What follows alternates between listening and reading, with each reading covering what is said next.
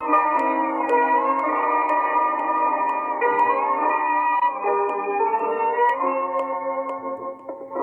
आज कहीं दिल खो बैठे, हम आज कहीं, हम आज 19, 20, 21, 22, 23, 24, 25 7 दिन हो गए विज्ञापन को छपे, लेकिन मैं पूछती हूँ, क्या आज अखबार से ही पेट भरा जाएगा? घर में चुटकी भर आटा नहीं और तुम यहाँ बैठक में अखबार के आराधना में लगे हो। खबरों से जी नहीं भरा तो? अरे भाई, इतना बिगड़ क्यों रही हो? सीधी तरह कर दो ना कि बाजार से आटा लाना है, बंदा अभी लाई देता है। श्रीमती दुर्गा देवी जी। देखो, काम के वक्त ये चौंचले मुझे पसंद नहीं, समझे? अरे भाई, मैं तो हटो। ये मैं कहला अगर खाना खाकर दफ्तर जाना है तो जरा जल्दी आना आटा लेकर। नमो नारायण, नमो नारायण। लो, पंडित जी लेने आ गए। ये लोग सोचते ही नहीं कि इस महंगाई के जमाने में बिजामल गिजामल के यहाँ से 100 रुपए लिपाने वाले बाबू दान पुण्य कहाँ से करेगा? चूल्हे पे शायद दाल जल रही है। दुर्गंध तो कुछ ऐसी आ रही है। तो आज दफ्तर भूखे ही जाना होगा। भगवान बचाए ऐसी बीवी से। नमो नारायण, नमो नारायण। यजमान, आज लगता है बहू जी से फिर कुछ। पंडित जी, आप तो इनके स्वभाव से परिचित ही है। खैर, मुझे बाजार से आटा लाना है। आप जरा जल्दी बताइए, कुंडली से क्या पता चला? यजमान, यही सब तो बताने आया हूँ। यह लीजिए अपनी जन्म पत्री। और पंडित जी, जन्म पत्री लेकर क्या करूं? आप बताइए। हाँ हाँ, बताता हूँ। आपका नाम मदन मोहन है ना? इस हिसाब से आपकी राशि सही हुई। पंडित जी, मेरी राशि सिंह हो या बकरी, इससे मुझे कोई सरोकार नहीं। आप मुझे। यजमान, वही तो बता रहा हूँ। 10वें स्थान पर सूर्य बैठा है, जो भाग्य वृद्धि का सूचक है। और तो फिर मेरा काम बन जाएगा ना? निश्चय, आप तुरंत अपनी मन की कर डालिए। वो तो मैंने चुपचाप, जैसे कि मैंने आपको बताया था। हाँ, आपने बताया था कि आपने नेशनल पत्रिका में विज्ञापन दे रखा है, अवश्य ही उत्तर आएगा। अच्छा शुभ योग है, पर सोचता हूँ क्या? आप उन्हें छोड़ सकेंगे? मेरा मतलब है। हाँ, मैं समझ गया। आप उन्हें जानते ही हैं। अब उनसे मेरा निभाव नहीं हो सकता। अपने जीवन को सुखी बनाने के लिए मुझे कहीं और। यह निश्चित जानिए, आप नया संबंध बनाना आपके लिए शुभ होगा। आप देर न कीजिए। मेरी तरफ से कोई देर नहीं। अखबार में विज्ञापन दे रखा है और शायद दुर्गा आ रही है। उसने मुझे बाजार से आटा लेने को कहा था और मैं यहाँ। घर में आटा नहीं? ओह, तो आज सीखा नहीं मिलेगा। आप बाजार जाइए, बहू जी रुष्ट हो जाएंगी। मैं भी चलता हूँ। नमो नारायण।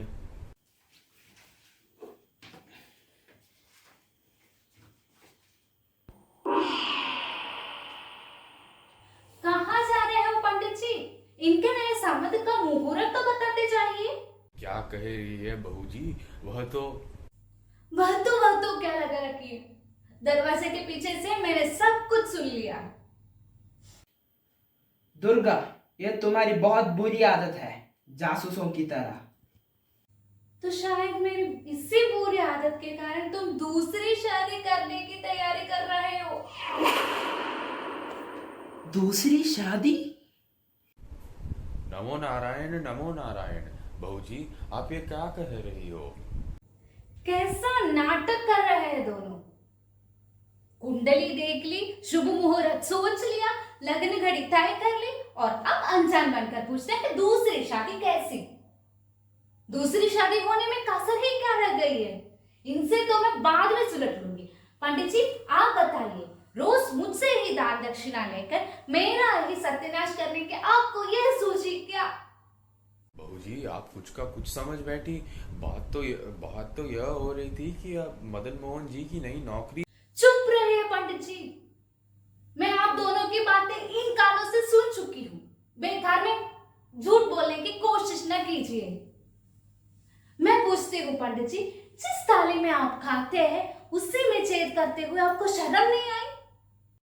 बहू जी, आप तो। मैं आपको गालियां दे रही हूँ, यही आप कहना चाहती है ना? जिस स्त्री के छाती पर मूंग दलने के लिए सौत लाई जा रही है और वह गालियां न देगी तो क्या आसी से देगी? लेकिन दुर्गा, असल बात वही है जो पंडित जी ने बताई है। हाँ, मैं सुन चुकी हूँ असल बात। मेरे साथ तुम्हारा निभाव नहीं हो सकता।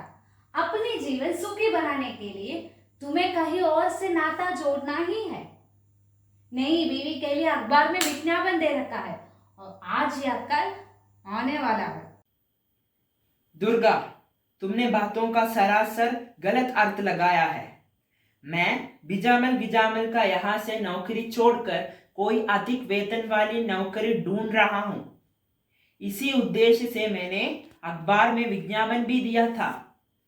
मेरी मनोकामना पूरी होगी या नहीं, यह बताने के लिए मैंने पंडित जी को अपनी जन्म पत्री दिखाई थी। चुप रहो जी, यूं झूठ बोलकर तुम मेरी आंखों में धूल नहीं झोंक सकते। मैं दूसरी औरतों की तरह पति के पाँव के जूते नहीं कि जी चाहा तो पहन ली और जी चाहा तो उतार कर फेंक दी। मुझ में आखिर दोष क्या है? लूली हूं, लंगड़ी हूं, अंधी हूं, कानी हूं, बदसूरत हूं? ठहरिए पंडित जी, इस तरह आंख बचाकर यहाँ से खिसकने की कोशिश न कीजिए। बहू जी, मेरा कोई दोष नहीं, मैं तो। हाँ, दोष आपका नहीं, इन्हीं का है। बुलाया तो इन्होंने ही होगा दूसरी शादी की षड्यंत्र रचने के लिए। आप जा सकते हैं, लेकिन फिर कभी इस घर में कदम नहीं रख सकते। कान खोलकर सुन लीजिए, आज से दान दक्षिणा बंद, सीधा बंद। अच्छा बहू जी, भगवान आपका भला करे। नमो नारायण, नमो नारायण।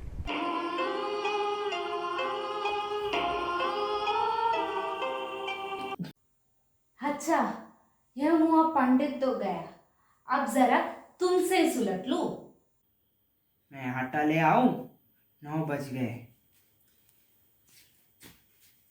आटा तो तुम अब नई घरवाली के आने पर ही लाना। वही आकर खाना बनाएगी और तुम्हें दफ्तर भेजेगी। दुर्गा, अपनी ही कहती जाओगी या मेरी भी कुछ सुनोगी? नहीं, अब मैं और कुछ नहीं सुनना चाहती। अब तो देखूंगी कि कैसे तुम 100 रुपये में दोनों बीवियों का खर्चा लाते हो। बिजामल के फर्म में महीने भर लोहा कूटने के 100 रुपये तो मिलते हैं ना? दुर्गा, ये क्या जुल्म कर रही हो? टाइपिस्ट का काम लोहा कूटना बताती हो? घबराओ नहीं, तुम्हारी नहीं होने वाली पत्नी की घर की कोई आदमी यहाँ नहीं सुन रहा है। विज्ञापन में तुमने अपनी योग्यता, नौकरी, आमदनी और उम्र के बारे में जो झूठा ब्यौरा दिया होगा, लड़की वाले उसी को सही मानेंगे। जरा देखूं तो वह विज्ञापन क्या इसी में छपा है? हाँ, विज्ञापन जरूर देख लो। मेरी बात तो तुम सुनोगी नहीं। विज्ञापन से तुम्हें अपने आप सच्चाई मालूम हो जाएगी। ये लो, ये रहा मेरा विज्ञापन। 7 दिन हुए, 19 तारीख को इस अंक में छपा था। नौकरी चाहिए एक योग्य तथा अनुभवी टाइपिस्ट को, जो शॉर्ट हैंड भी जानता है। आजकल एक प्रसिद्ध फर्म में काम कर रहा है। अधिक वेतन के लिए परिवर्तन चाहता है। पत्र व्यवहार के लिए पता बॉक्स नंबर 3111 मार्फत नेशनल पत्रिका हूँ। पर यह कैसे मान लूं कि यह विज्ञापन तुम्हारा दिया हुआ है? इसमें तुम्हारा नाम तो नहीं, केवल बॉक्स नंबर 3111 दे रखा है। देवी जी, अखबारों की आवश्यकता के स्तंभ में नौकरी, शादी ब्याह, काम काज संबंधी जो भी विज्ञापन छपते हैं उनमें बॉक्स नंबर ही दिया जाता है, ताकि विज्ञापन देने वाले का नाम गुप्त रहे। बॉक्स नंबर के पते पर जो भी उत्तर आते हैं, अखबार वाले उन्हें इकट्ठा कर विज्ञापन दाता के पास भेज देते हैं। ये सब मैं समझती हूँ, पर यह कैसे मालूम कि बॉक्स नंबर 3111 तुम्हारा है? मैं तुम्हें अखबार वालों की वो चिट्ठी दिखाता हूँ जिसमें उन्होंने मेरा बॉक्स नंबर सूचित किया है। ये रही वो फाइल और ये रहा वो चिट्ठी, लो पढ़ लो। तुम्हारा छल पकड़ा गया। क्या कह रही हो? हाँ, जरा गौर से देखो। इस चिट्ठी में अखबार के मैनेजर ने बॉक्स नंबर 311 सूचित किया है, 3111 नहीं। हैं? ये क्या? मैंने पहले ध्यान से पढ़ा ही नहीं। अपने छल और झूठ को छिपाने के लिए कोई और बहाने ढूंढो, इससे काम नहीं चलेगा।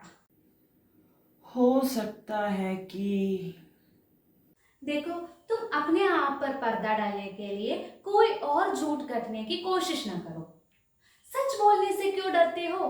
साहस से कह दो कि मैं तुम्हें पसंद नहीं, इसलिए किसी ऐसी बीवी की तलाश में हो जो मुझसे ज्यादा सुंदर हो, पढ़ी लिखी हो, फैशनेबल हो और बहुत सा दहेज लाकर तुम्हें मालामाल करने में समर्थ हो। दुर्गा, तुम्हें बेकार का वहम हो गया है। मैं सच कहता हूँ, मैंने शादी के लिए विज्ञापन नहीं दिया है। हे भगवान, मुझे आज मौत क्यों नहीं आ जाती?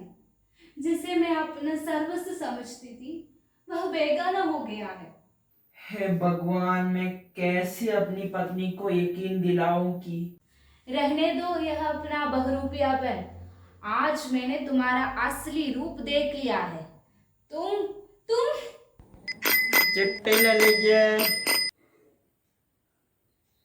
शायद डाकिया नेशनल पत्रिका के दफ्तर की चिट्ठी लाया है। चिट्ठी ले लीजिए। मेरा अनुमान ठीक निकला, नेशनल पत्रिका की ही दफ्तर से चिट्ठी आई है। भगवान ने मेरी लाज रख ली। क्या ठीक मौके पर डाकिया पहुंचा है। इसे कहते हैं भगवान का चमत्कार। दुर्गा, विज्ञापन के जवाबों में जो चिट्ठी आई है, नेशनल पत्रिका वालों ने लिफाफों में बंद करके मुझे सब बेच दी है। इनसे तुम्हें पता चलेगा कि मैंने विज्ञापन शादी के लिए नहीं, नौकरी के लिए दिया है। हाँ, खोलो लिफाफा। ना ना, तुम ही खोलो। मैंने खोला तो शायद तुम हाथ की सफाई बताने लगेगी। ये लो लिफाफा, जल्दी से खोल डालो, अभी सच्चाई मालूम हो जाती है। जी हाँ, सच्चाई मालूम हो ही गई है। यह लीजिए, 5 रूपवती गुणवती कन्याओं ने आपके घर की आजीवन नौकरी के लिए आजियों भेजी है, अपने अपने फोटो के साथ।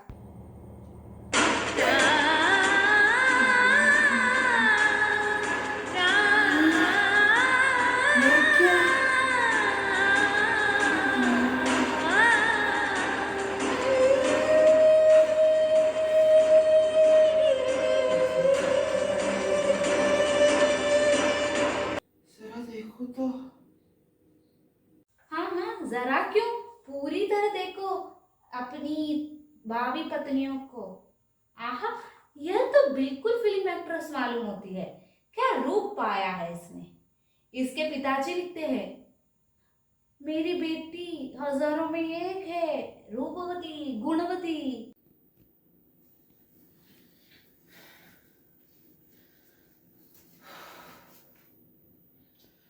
कुछ समझ में नहीं आ रहा कि कैसी विज्ञापन में यह गड़बड़ हो गई। हाँ जी, गड़बड़ तो मेरठ वाली ने कर डाली है।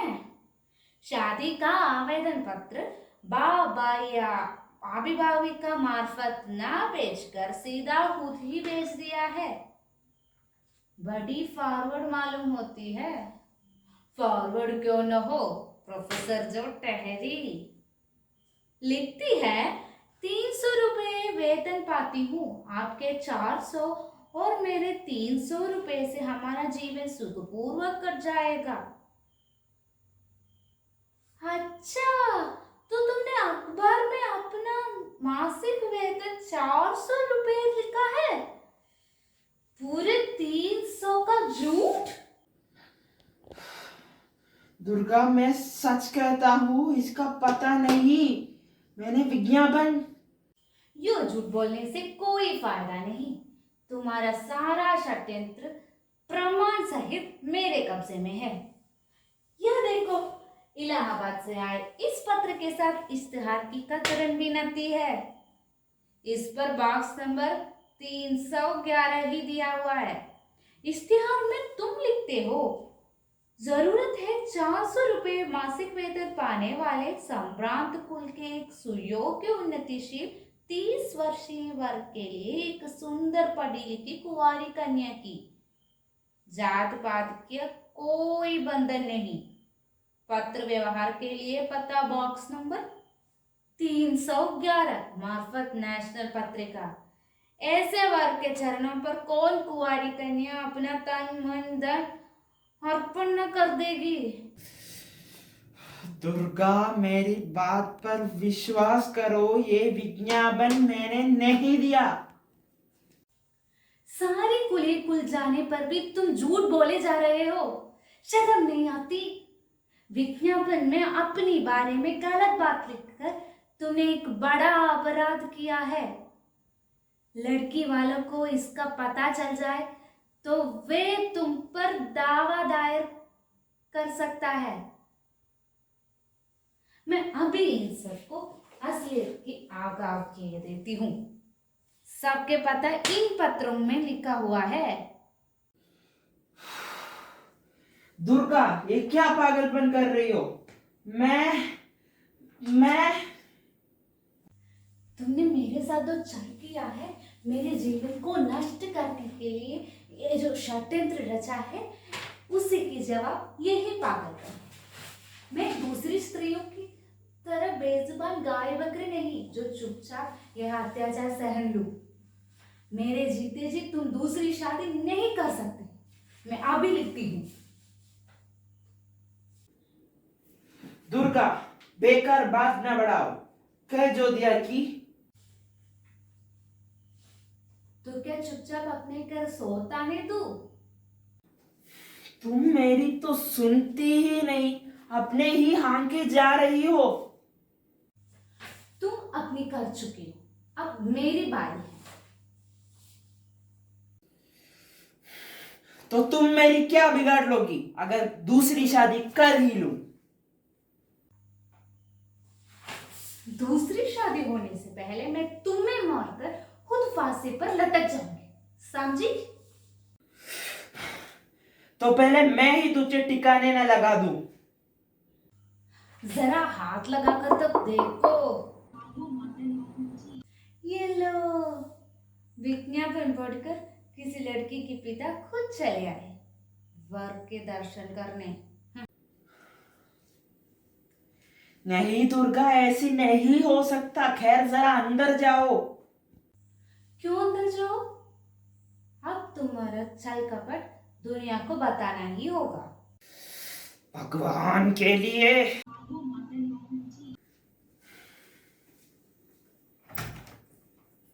कहिए, क्या काम है?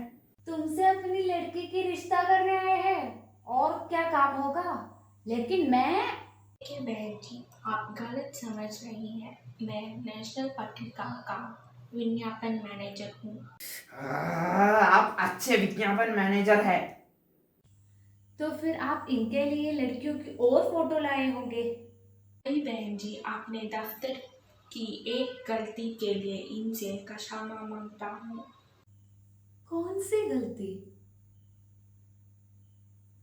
हाँ हाँ जल्दी बतलाइए, वरना इस कीबोर्ड की बॉक्स नंबर गड़बड़ हो गई और इनके पास किसी दूसरे विज्ञापन की चटाइयाँ बेच दी गई। हे भगवान तेरा लाख लाख शुक्र है। क्या आप सच कह रहे हैं? इनका बॉक्स नंबर था 311 और चिट्ठियों इन्हें बेच दी गई 311 की। सुना दुर्गा, ये रही वे चिट्ठियां। मैं आपका आभारी हूं कि आपने अपनी गलती बताने के लिए स्वयं चले आए, लेकिन मैं पूछता हूं कि आपने दफ्तर में ऐसे नालायक टाइपिस्ट क्यों रखा है? उसकी गलती से मेरे घर में तो आज पता नहीं क्या हो जाता। कैसे? मेरी पत्नी समझी कि मैं दूसरी शादी करने जा रहा हूं। नहीं, आपने तो नौकरी के लिए विज्ञापन दिया था, उसके उतरलिंग में है चिट्ठियाँ हैं। वैसे मैं आपने टाइपिस्ट को बरसत कर दिया था। यदि आप चाहने तो 200 रुपये मासिक पर आप हमारे दफ्तर में आ सकते हैं। मुझे मंजूर है, मैं कल से काम शुरू कर दूंगा। आप आज काम क्यों नहीं शुरू करते हैं? आज मुझे घर में एक जरूरी काम है। क्या काम है? आज पंडित जी को बुलाकर तुम्हारे साथ दूसरी शादी करनी है। हा हा हा हा हा। लेकिन इसके आपको पहले हमारे एक बार में विज्ञापन देना होगा।